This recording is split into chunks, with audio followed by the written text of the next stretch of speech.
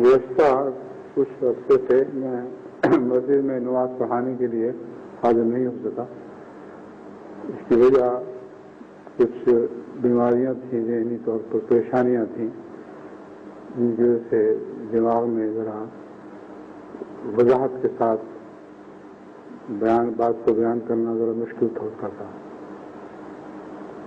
بہرحال ان پریشانیوں کی بڑی وجہ تو گزشتہ سال کے جلسہ کی ایک عظیم شان کامیابی اور خدا کا بہت بڑا احسان تھا، جس میں اس نے ہماری ایک خواہش کو پورا کر دیا کہ ہم 1 کروڑ ہو گئے.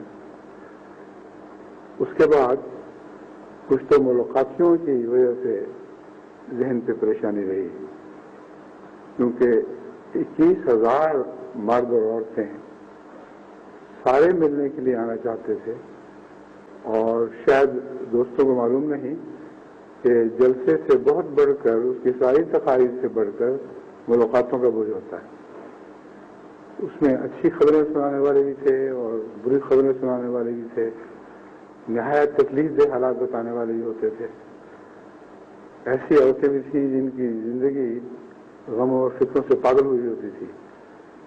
وہ سارے بوجھ وہ میرے ذہن پر خود بخود لاگتے رہے اور بے انتہا پریشانی ہوئی. پھر اس کے علاوہ ان کے رخصانے کا جانے کا وقت، اور پھر اس رات کے پھر دوبارہ ملیں گے، پھر ساتھ کھڑے ہو کر تصویریں کھنچوانا. 21,000 آدمیوں سے اگر آپ مل کے دیکھیں تو میرا خیال ہے ایک عام انسان کا دماغ بھی کسی حد تک بے ضرور جائے گا. اور ہر ایک شخص اپنے مسئلے کو میرا مسئلہ ہی سمجھتا ہے، اور یہ درست ہے. میرا مسئلہ اس کا مسئلہ، اس کا مسئلہ میرا مسئلہ. اور بعض ایسی راز کی باتیں بھی بیان کر دیتے ہیں بعض دفعہ، جن کا بیان کرنا نہ عورت کے لیے مرد کے خلاف مناسب ہے، نہ مرد کے لیے عورت کے خلاف مناسب. اور وہ یہ عادت بڑی خطرناک آسات شکل ثابت ہوتی ہے. تو یہ سارے بوجھ اکٹھے، اور پھر اچانک خلا آیا. جلسے کے بعد اتنے کاموں کے بعد اچانک جیسے وقت کا خلا آ گیا، اور اس کے نتیجے میں ذہن اس قسم کی سوچوں میں مبتلا ہو گیا. ایک چکر سے چل پڑا، جس کے پیش نظر میں نے سمجھا کہ مناسب نہیں ہے کہ اس ذہنی کیفیت کے ساتھ جب دماغ باتوں میں الجھا ہوا ہو تو اس وقت میں نماز پڑھاتا ہوں.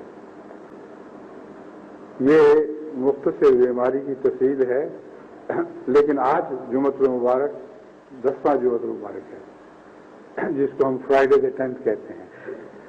اس لیے میری دعا تھی اللہ سے کہ آج فرائیڈے 10th کو میں جماعت کو مایوس نہ کروں، اور یہ فرائیڈے 10th میری آئندہ صحت کا آغاز بن جائے.